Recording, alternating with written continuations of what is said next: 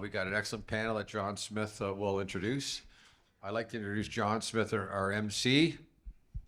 John's a Vice President of Content Design at Newcom Media, better known as Today's Trucking. I have an interesting relationship with John. I've been self-employed for all my life. I've never had a boss but my wife, other than John Smith, who was the editor when used to be the editor. I used to have to run my columns by, so we've had a lot of interesting discussions. And I used to get all the MC jobs in town and all the industry events before John came on the scene, and I don't do any emceeing anymore. So I just wanted to make sure that he knows that he's working for me here today. So, ladies and gentlemen, a great friend, fantastic guy, and a journalist who really believes he's in the trucking business, my good friend, John G. Smith.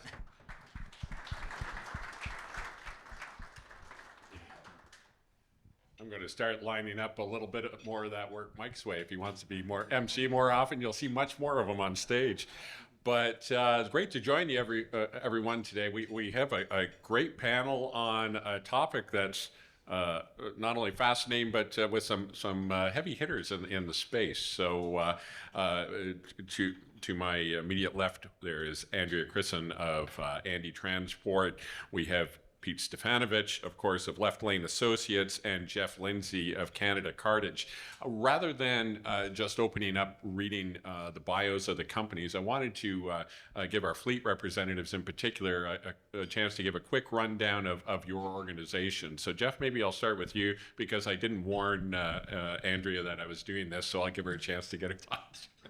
Yeah, thank you. Thanks, John. I'm Jeff Lindsay, President and CEO of Canada Cartage. I've been there 30 years. The company's old, 1914.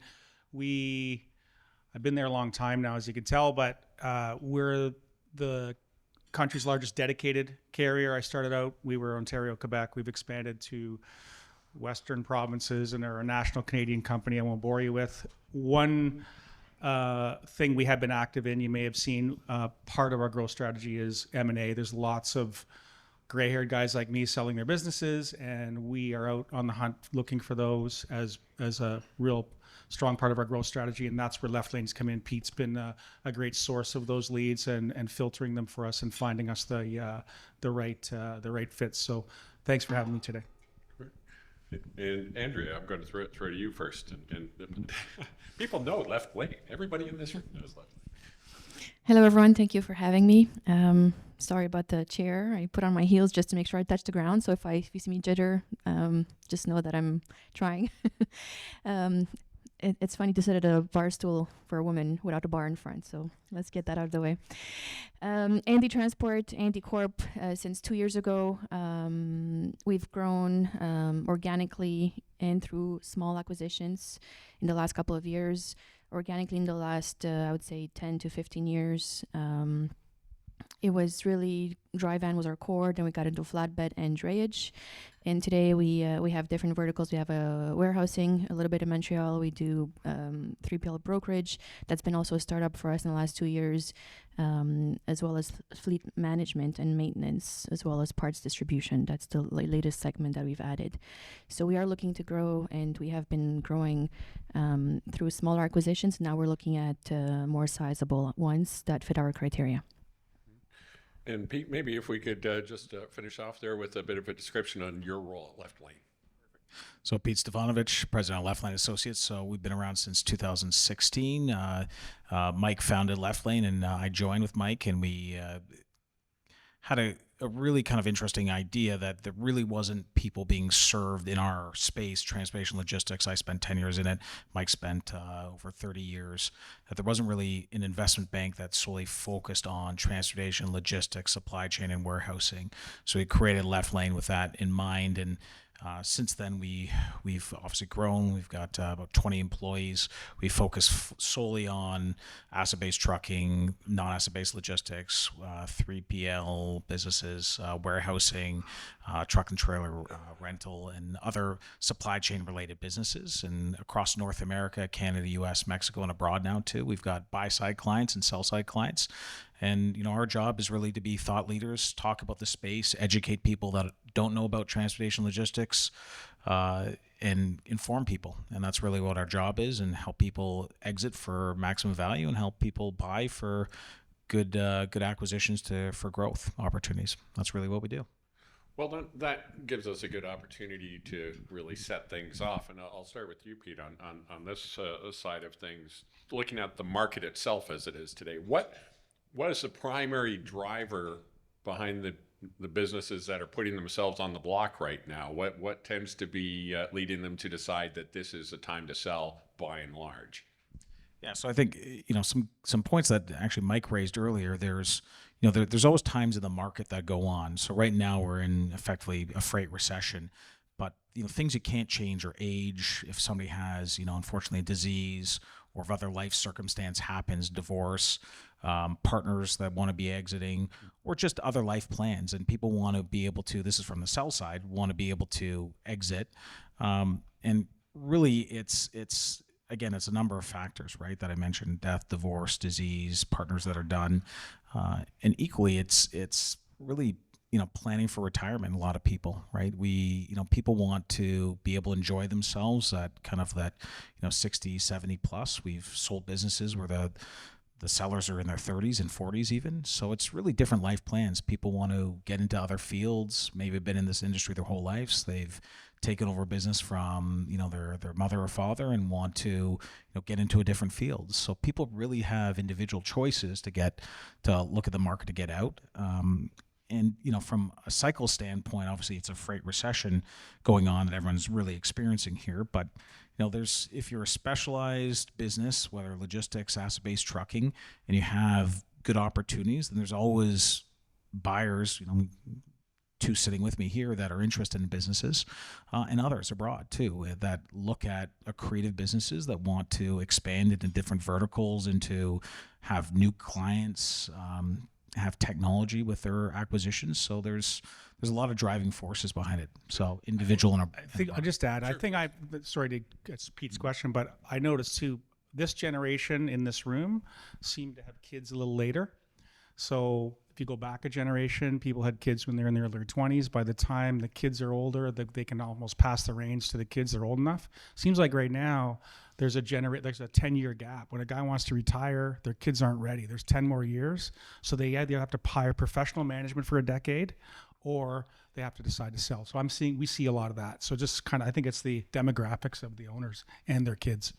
Well, and you also touched on different verticals as well, Pete. Just want to touch on that. Is some of the activities related to any particular business segment or asset class or vertical, and more activity in one area than another from what you've seen?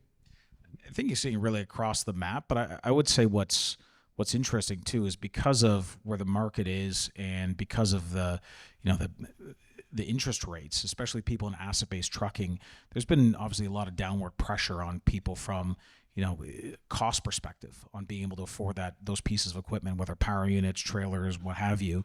So when people are starting to look at that, they're starting to really get an idea of saying, like, do they want to be on this for the long term to be able to pay off those new leases that come on board, or do they want to see about exiting, right? So, there's CapEx cycles that, people have to, maintain. And, if people are going to decide saying, let's go buy another 50 trucks and spend the next 5 years paying that off, maybe let's discuss about exiting instead of taking on those new pieces, right? So that ends up being a driving force. We're seeing a lot of people on the asset-based side, really looking at, an exit strategy right now. So and on top of capital gains piece with the current government, there's a lot of things happening. It's a very tight time frame on that, but that's revived interest on, people putting together better exit strategies. So given that, is it a buyer or a seller's market right now? When you look at factors like you're going to have that rush on the capital gains side, you have the freight recession, all those different pieces, who's in the driver's seat in these discussions? To be honest, it really depends. Like, it's case by case. If you look at it in certain areas, if somebody's moving commoditized freight, that isn't specialized, then obviously it's going to be somebody, that doesn't have the ability to make, decisions to say no if they need to sell, right? And if you look at, people that are, if people are in have the right setup for their business, then they have the ability, as Mike was saying, to decline offers and be able to continue to ride things out. Right, cash management's key in this space.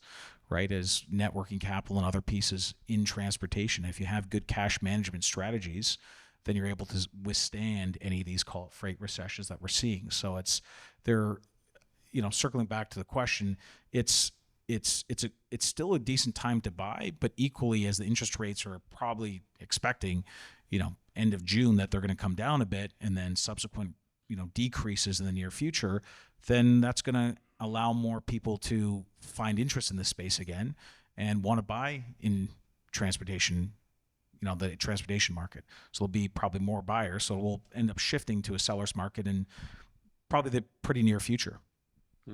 Well, let me shift then to the idea that this panel's about being sell ready, of course, and we have some buyers on the stage. So I'm going to start with Andreea on your end of when you're looking at an acquisition target.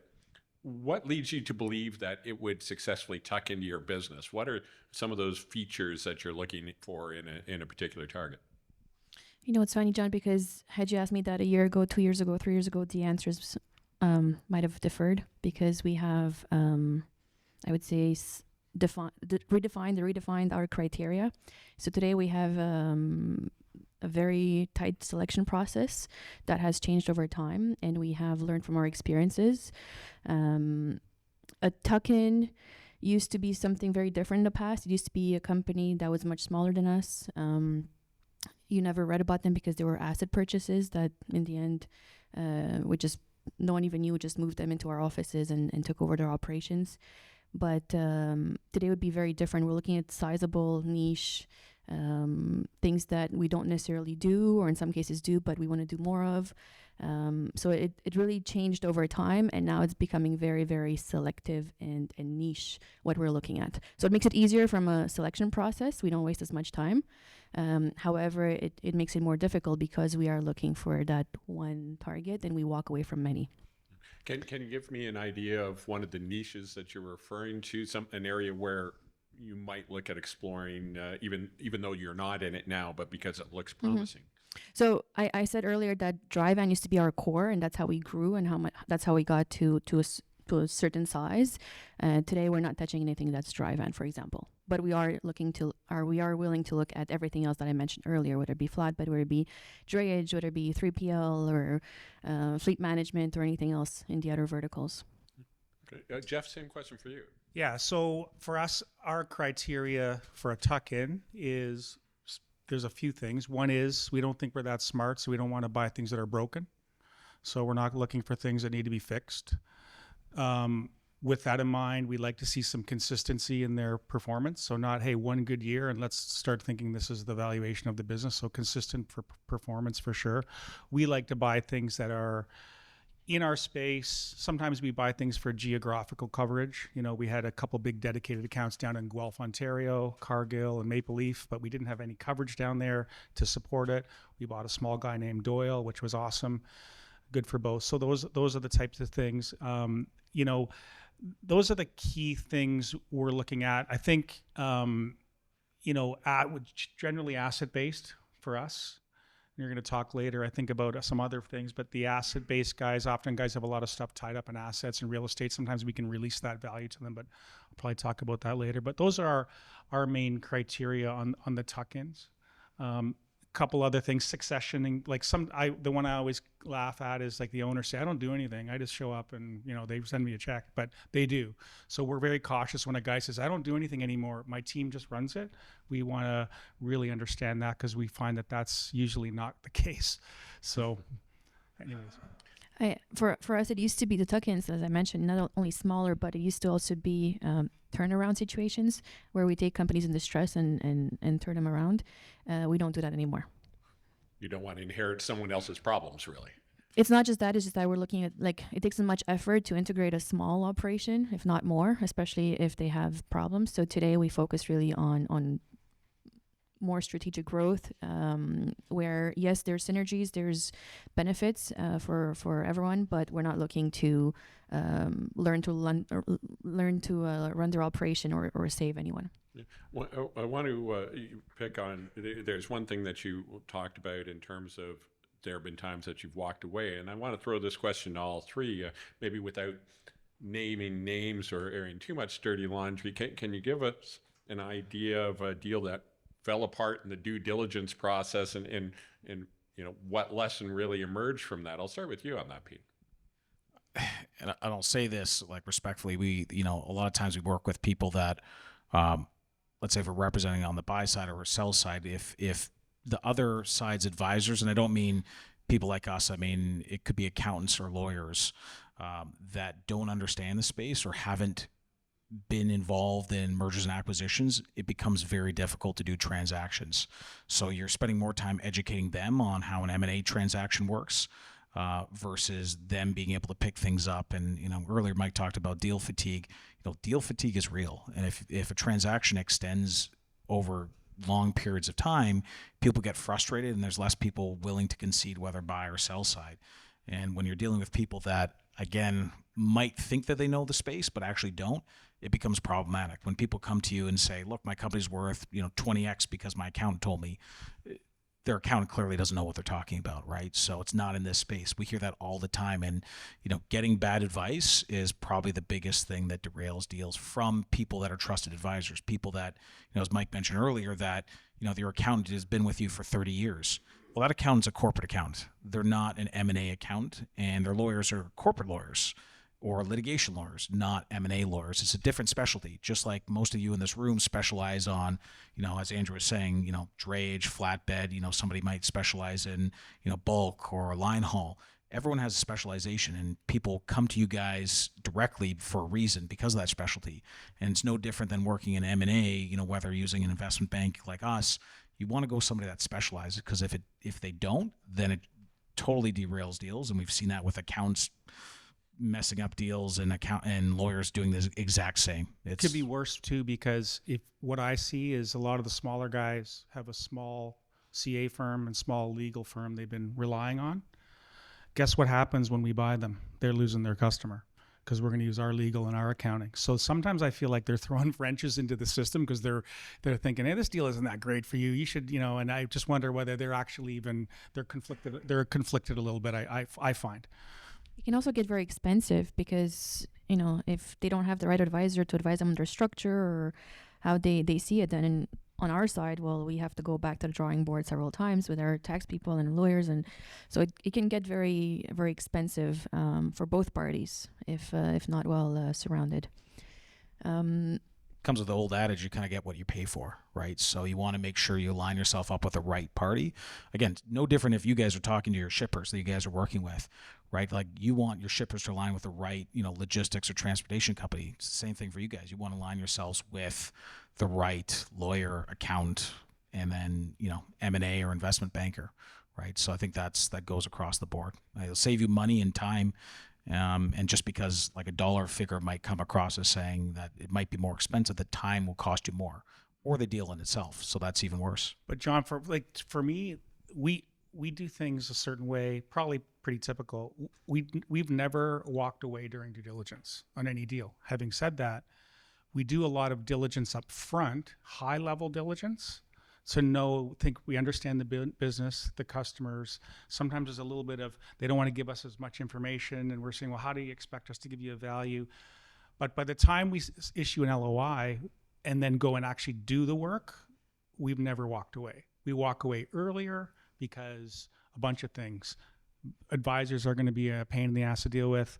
They haven't kept up with their CapEx. Somebody's told them their business is worth X times EBITDA, but they haven't bought a truck in 5 years.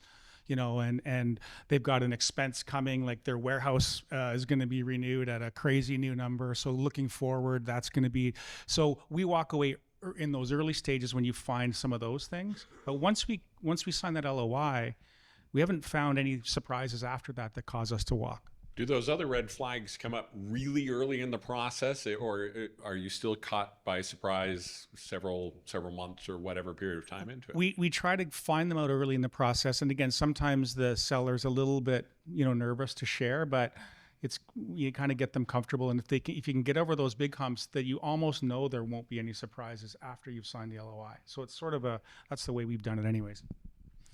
On our side, we don't get external legal involved up until due dil. So everything before that, and even during due dil, we do, depending on the size, we do most of it in-house.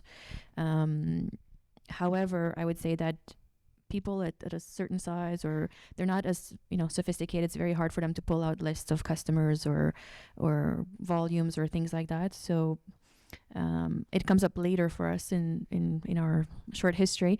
However, we have walked away from representations of how much direct customers versus indirect customers, so 3PLs. We don't put any value on your business with 3PLs. There's also been other reasons. I think Peter and we laugh because I have a whole list of reasons why we walked away, but it can go from criminal background to indirect customers to drivers or parked trucks that, again, we're not in the business of saving everyone. So the list is quite long, I would say. Mm-hmm. But yeah, we've gotten better over time. And for us, we can find that out, and you probably too can, Andreea. Like, you can find through discussion, you can find that out at the early stages if you ask the right questions. You don't have to ask for the customer rates and all this proprietary stuff that would make the seller scared, but you can say, look, tell us your concentration, tell us this and that. If you ask the right questions, then you can find out, is this a fit or not? And then if it's not a fit, we don't engage either. We have our own in-house legal, so we wouldn't engage. We do what I call business due diligence first, high-level business diligence. That's our people that are going to operate it and inherit this. So that's how we're able to screen it through that. Let me take it to a level of profit loss statement. So when we get into things like profitability, debt, receivables, payables, that's somebody who's wanting to sell their business, and don't turn them on. But with the but when we look at it in that profitability, debt, payables side of things, so what are some of the elements that demonstrate that a business is ready to sell? What are some of the things that you like to see when you're strictly looking at it at that level? And you're talking financially? Yes. Financial metrics? Well, I go back to consistency. So not a one-shot wonder, one good year and a bunch of other bad years. I think there's that. So consistency of performance. Find we're able to get deals done better for owner in the asset side.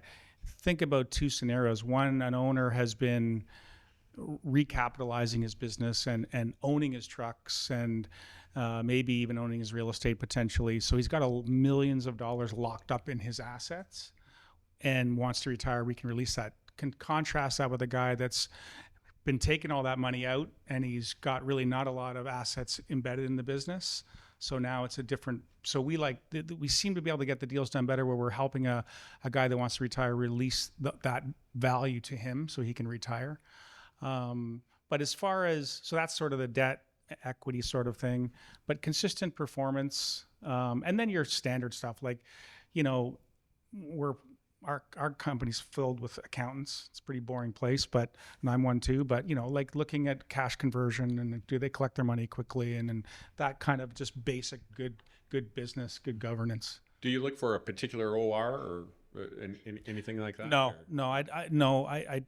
I don't. I mean, because some of our business, each kind of segment's quite specialized. So there's different ORs expected by a different specialization, but consistency, we would always take, if we were buying your business, John, we would take your work and go back and price it how we would price it.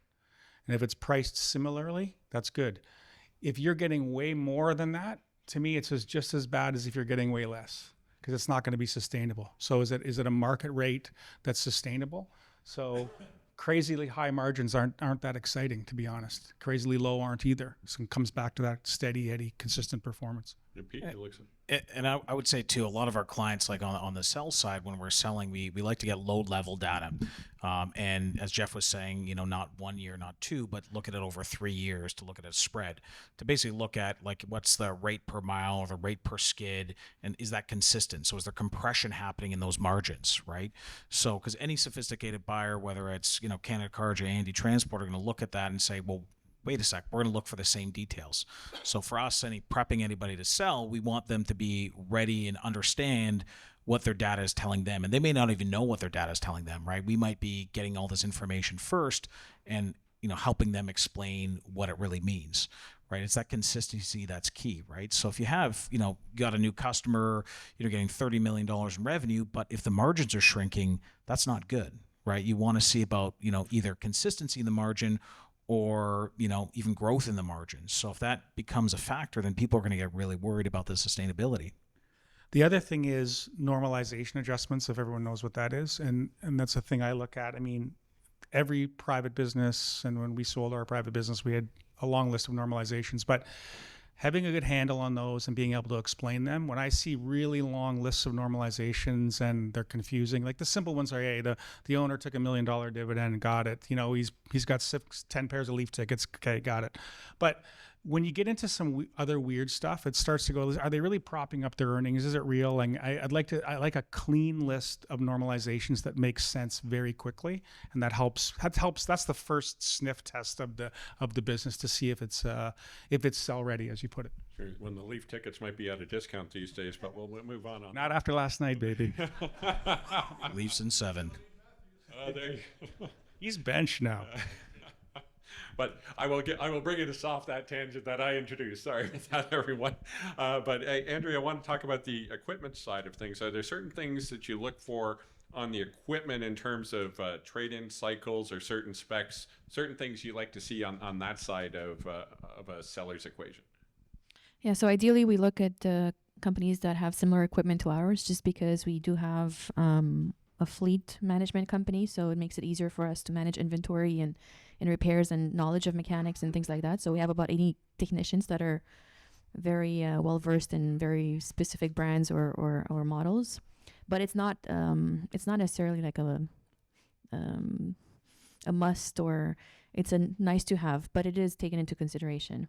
In terms of cycles, I think we give them the benefit of the doubt to look at what their business model is. Again, we have a different business model than most companies.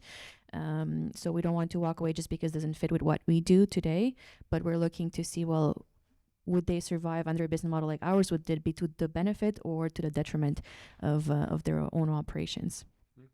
Jeff, what about you on the equipment side? Yeah, similar. Like our equipment's quite diverse, a lot of specialized stuff, but to me, just high level, like, if a business is not keeping up with its capex, it's evident very, very quickly. We actually had a company, I won't say who, that the two owners ran a really nice business. Both of them were mechanics, so they're very technically inclined. They tried to convince us that their trucks were going to last forever, and I'm not even lying. And so we said, yeah, but you haven't bought a truck in 10 years. And when we buy this business, we're going to have to buy 10 million. No, you won't. We're going to keep these things running. So I think it's keeping up. If you think of equipment as a bell curve and an average life, it should be near the middle. And if it's not near the middle, that's an immediate investment we're going to have to make after we buy it. So we factor that into the valuation. We say, okay, they're a couple $1 million behind on CapEx. So we think the business is worth 10, we'll give them 8. Because the first thing we're going to have to do is buy $2 million worth of trucks. I know it's oversimplified. So it's important that on the asset side, we're pretty buttoned down on that for sure. I just wanted to, on your end of things too, if a business owner is looking to sell, how important is it to maintain a certain replacement cycle to begin with, considering there's some debt that can come along with that decision as well? To Jeff's point, like any sophisticated buyer is going to look at your CapEx cycle. And to Andrew's point, everyone has different CapEx cycles, but they're going to look at yours and know immediately whether it's been consistent or you changed it for, the purpose of selling the business. So people are going to see those, major changes right away and see through it and say, guess what? You changed an operation here because of the sale.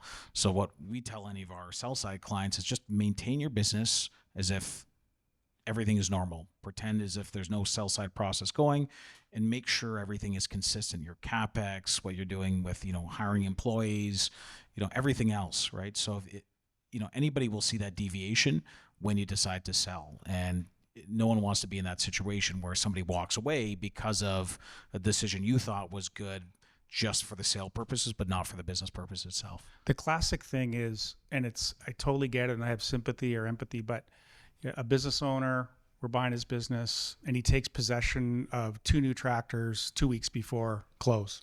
He goes, aren't I giving those tractors to those guys for free? I just bought them. I just paid for them. The debt's on my books. And we go, well, not really, because if you didn't do that, the average age of your fleet wouldn't be where it's supposed to be, and we'd be factoring in buying those 2 new tractors. So, but if you're in a good cycle, and you've kept up, it's an art, not a science. It's not exact math, but that's a thing we look at pretty closely. And I would just jump in on that too. There's one of our sell side clients we're dealing with that they're, there's typical your average CapEx cycle, but then if they have growth opportunities that are coming along that are outside that CapEx cycle that are new, then often we see the buyers being open to saying, great, and again, with getting confirmation of that, hey, look, they've got a new client that's going to increase the revenue by $3 million, EBITDA by an extra, $400,000. They need to buy this equipment to get this new business. Are you guys okay with that? And again, it's being transparent and sharing that. And we've never seen an instance where, a buyer, when representing the seller, has said, don't do that. Don't grow the business. Don't buy that equipment to do that. Right. So. Well, I want to take it a step beyond the equipment, because these days, when we look at operational systems, all the data that comes into it gives you a lot of insights in terms of what's happening and how things will integrate. Is there anything in particular that you like to see sellers effectively tracking, and so that that things will integrate smoothly once a deal is closed? Again, at the size that we're looking at, it's very hard for them to have the kind of data we have and Power BI and all these fancy tools. It's getting there, but we're not there yet. We like them to follow their regular business KPIs on maintenance, on operations, but even that, it's tough sometimes. It's hard to tell which customer makes money, which customer doesn't, very often. So. It's something that we see that we can bring to a potential company that we buy on our side. Yeah, we're the same. So we just want to make sure we're not buying the small and mid-sized guys for their systems to overlay onto ours. We think we have the right systems and do all those things. We can get profitability at the account level in quite some detail. But what you do want, though, is you can't do that day one, because you don't want to break their business. You got a bunch of dispatchers using a certain TMS or something. So you want to make sure they can produce you at least monthly financials out of the gate to see what's going on. And then over the first year or what have you, we would convert them to our system. So they need to be stable enough to say, can you produce a monthly statement for us so we know what's going on? And in all the cases we've done, that's been able to be done. And then from there, we get more detailed down. In the diligence for some of the small guys, we would be manually doing account level P&Ls probably for the first time for a lot of these businesses we're buying. Well, Pete, what role does analytics play in helping a business show that it's sell ready to begin with? I think, the most important thing is to have data, right? So is to use a TMS stuff. If anybody's using Excel to track loads, please don't change. Find a TMS system. Most of the TMS systems are advanced now that they actually produce a ton of data, right? So whether it's, a TMW or Revenova or any of those guys that exist, there's a lot of data that comes from that. Having that, it's that low level data when looking to sell and understanding again the consistency, right? Looking at the margin growth, the margin compression, look at other areas that might be, a part of the business that's not producing that people are holding on to. Now that might be a loss leader, but you need to tell the story. You need us to tell the story when we're helping somebody sell. So we need to understand that when we're going out to market for anybody. And, again, looking at, call it from, financial standpoint, we're looking at net profit. So really EBITDA, to be able to find a market multiple of EBITDA and, combining that with a little bit of discounted cash flow and understanding how the business cash flows itself, especially in the asset-based side. It's non-asset-based. It's a little bit different. But understanding those kind of financial metrics are key, but it's the metrics that help people, a potential buyer, understand the business, right? Numbers paint a picture.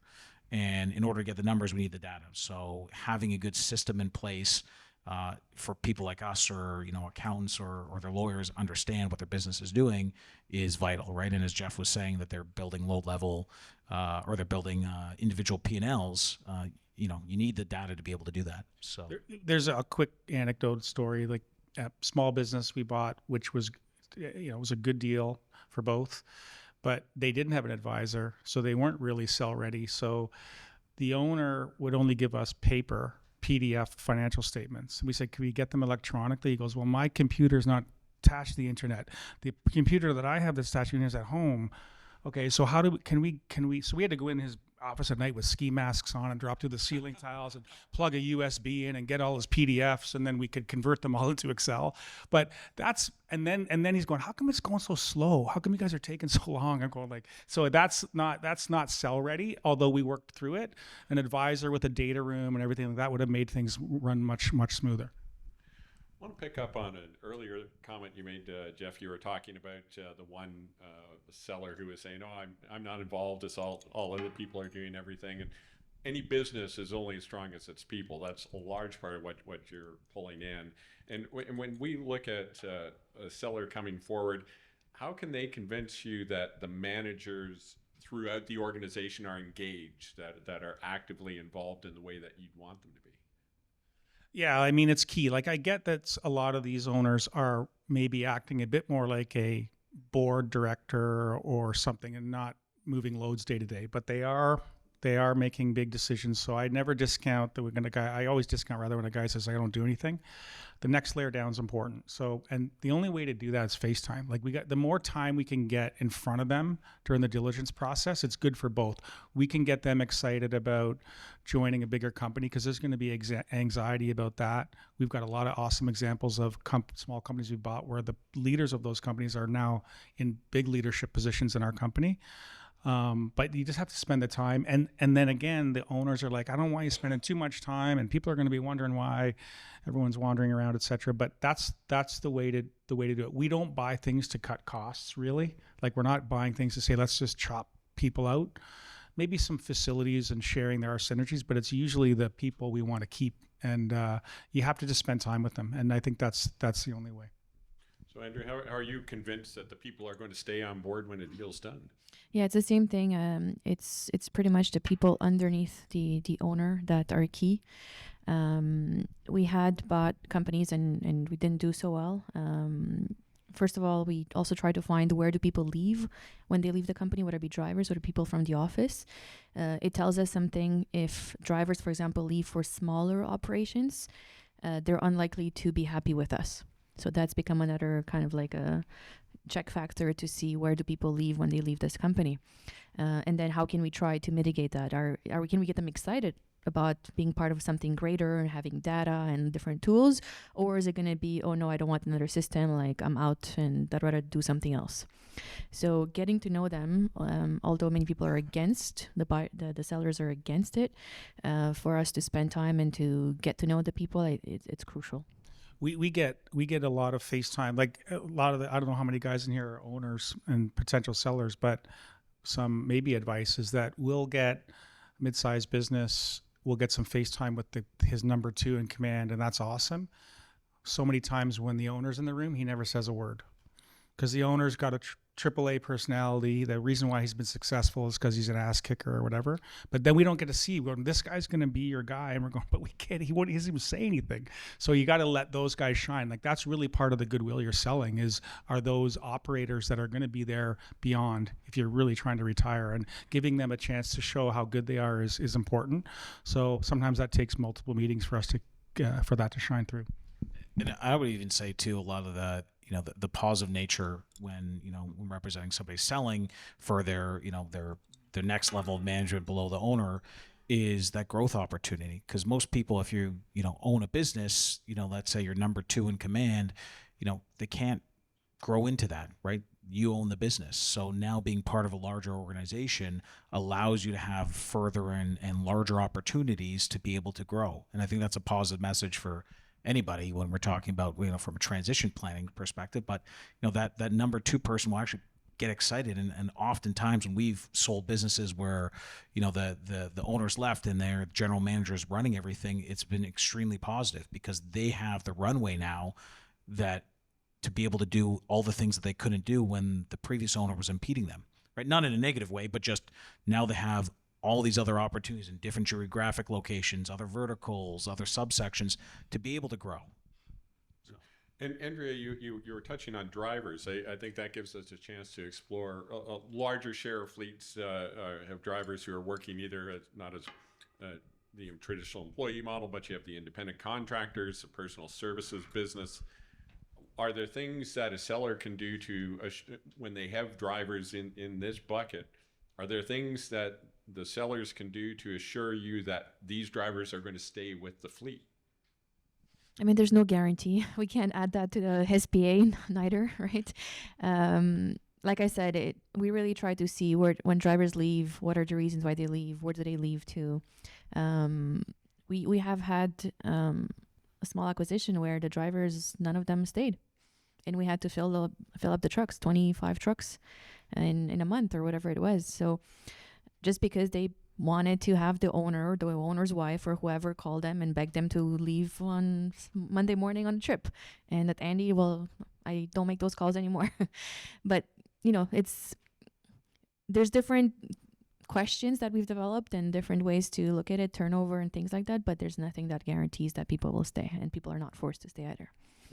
Jeff, does that business structure affect the way you look at a business? Does it really matter? I think like turnover says a lot. I think also when you spend time with the management of these businesses, you can tell whether the culture is aligned. Like, if you're in this business and you don't have a driver first mentality, you're probably dead. So there's not that many people that don't treat their drivers well. But I think you can tell what the culture's like and what the turnover's like. I think the other thing is that we like to get on board quickly is the best thing to do is to have the owner be a cheerleader for the deal.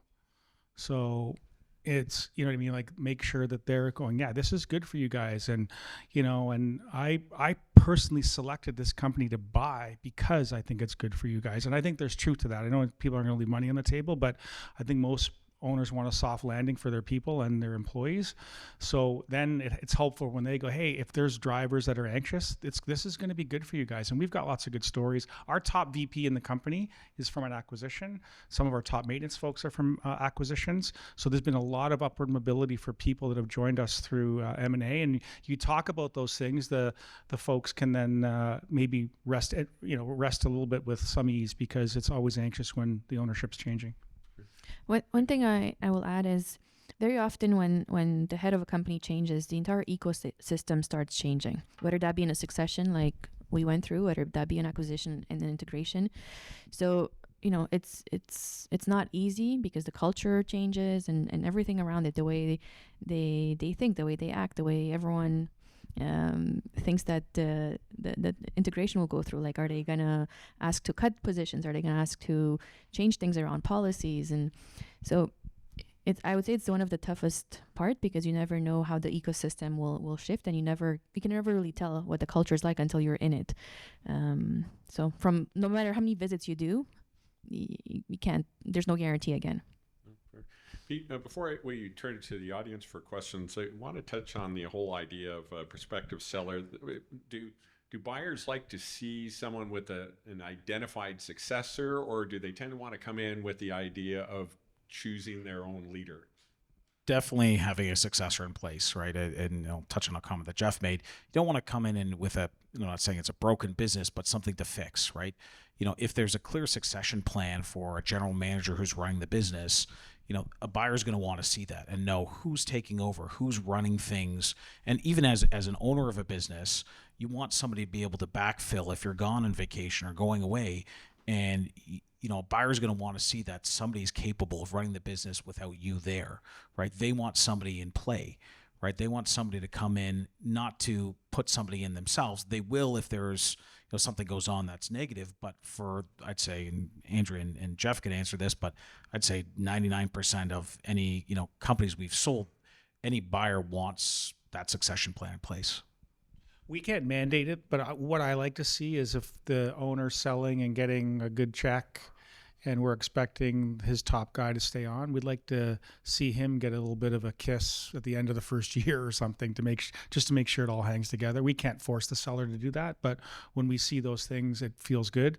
It's good for the guy that's sticking on, and it gives us a full year runway to make sure we can indoctrinate him into our ways, if you will, so to speak. I see you nodding your head, Andreea. You're in agreement there. You'd rather see that successor identified. Again, today, yes. In the past, we used to grow people from internal, from our own operations. Okay, we just bought this little company, take it over and run it. But today, we don't do that anymore. So today, yes, succession plan. Okay. Well, with that, because we have about a 15-minute window, I want to turn to the audience. Are there any questions from people in the audience? Yes, sir. Yeah. Jordy from Wealth Transfer. Just a question on, was there a time? Yeah, was there a time where you had to get your, when you went to acquisition mode, maybe in the last few years or in a previous role, where you had to get the senior team on board for getting ready for acquisition mode, kind of the why behind it? This is why we're doing it. This is why we're looking at these opportunities. Did you have to go through that at some point in the last little bit in your career to get the buy-in of senior leaders around you for kind of acquisition mode? On my end, so I officially took over this role 3 years ago, and that meant that we're changing our business, and we're transforming and we're growing differently. So since then, I've been building the team around me with that in mind. So I brought in people that have done M&A from the legal side. I've brought in people that have done different things in their careers. So there's no the why. I don't have to justify it. I just have to, get people motivated or excited about it, and also to get them unexcited whenever we walk away from a deal, because many of them are eager to close deals. So it's up to me to manage those expectations. But the team is there, and everyone at Andy knows what the future holds in terms of type of growth. Yeah, for us, I would say, the not the why, but we don't have a team of people sitting around waiting for deals to happen, right? So then you have to, once you get involved with even a tuck-in, your HR people and everything else get a little more stressed. So you got to make sure you're organized and resourced properly. And the way you can relieve that, we have in-house legal counsel. We have small boutique legal firms that we can lean on that aren't crazy expensive. Like our corporate lawyer is Osler, but we wouldn't use them on a small M&A deal. We've got a small boutique lawyer. Using guys like this can be helpful. But that's the internal tension's more about, can we do this many deals without more people? If that's really the challenge, if that's the meaning of your question, is that we organized internally. And I think we've got people that aren't solely part of an M&A team, that's all they do, but they're part of the M&A team. So we have certain people we tap that know, hey, you know what, we do a deal, you're going to be doing extra time, and they want to be involved in that process. And then once it ends, they get their life back, kind of thing. On our side, we have people that talk to Peter and the left lane team more than I do on a weekly basis. So I'm involved at the beginning. Then during the due diligence, I'm in the background, only when needed. But my team talks to left lane and everyone else involved on a weekly basis. Yes, sir. Hi, Michael from Energy. I just wanted to know. Oh, we have a mic for Oh, you. thank you. When you're talking about your M&A deals and potential acquisitions and then closing, Jeff, you had mentioned we don't have an M&A team per se, but we delegate and certain responsibilities to people when we are doing an acquisition. What about an integration team? Do you have an integration team, that are responsible solely for the integration? And how do you manage that? What are some of the giving advice to potential acquirers of business? How do you think they should go about integrating another business? So the integration's done somewhat the same way. We do have an integration team of one person, and he's the former VP of operations of the entire business. So very good breadth of knowledge of all the expenses areas and everything else. So he's the bridge, and then he can pluck from the same group of people that we might tap to project manage integration. And that will probably grow. That's if you got our team in a room, that's what they'd criticize me. We need 2 times as many people for the amount of deals we do. Have you ever outsourced any parts of the integration with external consultants? We do. We have some individual internal, external consultants rather that we tapped, and we re-tap them because they're familiar with the players, and then you can turn them on, turn them off. Probably on a per diem basis, they're more expensive, but you can buy them by the yard, so to speak. So we've got a few of those. So that's how we rounded out an internal key big resource, external resources you can buy when needed. And then people that are within the organization that are familiar with deals that roll their eyes when we do want to go, okay, this is going to be a tough few months, right? Kind of thing. Andrea, on your experience, does that align? We pull on our existing resources. So we create a committee and a project manager, for the lack of better terms, that spearheads this and is in constant communication with the other company. But we pull on the resources that we have. So on head of HR, on risk, on whatever it is, operations. So we all stretch during that period. But externally, I mean, IT is one of them that if needed, we go externally. But apart from that, we do everything ourselves. Pete, before I throw it to the audience, I wanted to touch on one thing. We've been talking a lot about almost situations where people have already decided to sell. If you're talking to someone who's saying right now, I'm not looking to sell in the short term, what's some advice that you would still give them to kind of ensure they're on the right path to be sell ready and protected from selling at the wrong time as much as anything else? I think the best thing you could do is get the right advice, like find the right party, whether it's, somebody that knows the space like us, or, accountant or lawyer that understands M&A and transportation logistics space. I think that's key. But I think, in general, it's having a good group too, from people within the industry, knowing the industry outside of your core competency is also good to gauge what the market is and how it's doing. But also just being, put a plug in here for you, John, reading articles in today's trucking and truck news helps give a good purview of what's going on in the world. I'll pay you afterwards. Thank you. But and truth be told, like honestly, understanding the industry and what's happening, like you'll know again from having, whether it's a news source like today's trucking, what's going on in the world, right? So what's happening in the space and whether it's a good or bad time, and then getting good advice from, again, people that know the space that they're in there and saying whether it makes sense from a market standpoint, and even beyond that, from the macro level, looking at the micro, like what about you as a business? Like forget the macro stuff, what's happening. Like are your margins growing? Are your clients growing? Are your expenses decreasing? You can understand, from, financial, data, whether your business is growing or it's not growing, right? So you want to be able to sell a business when it's on that incline, right? So, and having consistent incline, as Jeff says, you don't want it to be 1 year of great growth like COVID, like 2021 or 2022. You got to have consistent growth. And if you could show the consistent growth, then people are going to buy that consistent growth. So I think that's the important piece. Yeah, and yes, sir. Hey everybody, Louis Almeida. I'm a real estate advisor. I help transportation companies buy, sell, and lease real estate. And I wanted to ask how real estate plays into these M&A discussions. Values have never been so high. And when people are trying to figure out what to do with their business, real estate tends to be a big line item if they have assets. So how do you guys assess that? Excellent question. Well, we've walked away from deals where people have had the real estate, and if you add it to the expenses, they're not profitable. They're not making money. The only reason they're making money is because they don't pay rent.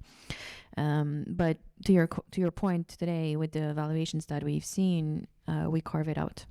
It's safer that way. Any piece of real estate that we have bought was not part of an acquisition. It was separate. It was strategic. It was whatever the reason was for any acquisition we did. It was separate from a company behind it. Jeff? We're the same. We're institutionally have institutional investors that don't allow us in our bank. We cannot own real estate. That does not. But where there's businesses that are for sale that want to sell the real estate, we don't walk away. We have found we have several REITs and other real estate folks that will become our landlord, so to speak.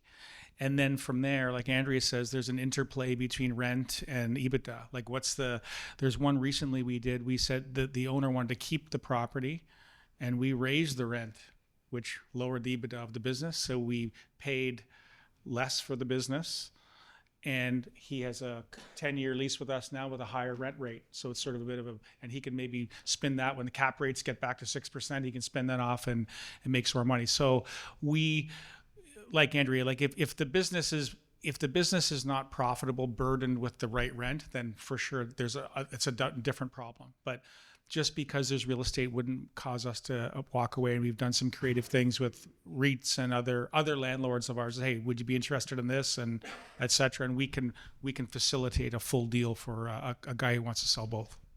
And one more thing I'll jump in here too is like anytime there's real estate involved, it makes things obviously a little bit more complicated, but especially on the asset-based side, and I'll put this as a suggestion to anybody here that owns asset-based, so carriers in the room, environmental, phase 2. Phase 1 are totally useless. They look at something, it's green outside, great. Phase 2, so if anybody's going to do a transaction, any buyer, whether real estate, and even if they're not buying the real estate, even if they're looking at just buying the business, they're going to need to know a baseline of what's there. So if there's an asset-based, real estate piece tied into it, get a phase 2. So when you're talking to somebody, whether it's a real estate professional or somebody in like us in M&A, we'll tell you before you sell and you own the property, get a phase 2. Get in front of it, because somebody's going to want to know what's there. You're going to need a baseline for yourself to protect you. If the new buyer comes in there is leasing that property, say they had an oil spill, now who's going to be responsible for it? So make sure environmental is a key piece there, phase 2, not phase 1. Just want to wrap things with one more question for Jeff and Andreea on this. The theme of this panel was a lot about making businesses sell ready. Are there certain things you've done to ensure your own business is sell ready? And I'll start with Andreea, because when we were talking a while back, I think you said that the approach helped Andy attract investment from FTQ, for example. So what are some of the things that you do to make Andy sell ready? So again, it goes back to 3 years ago when my father stepped down and I took over.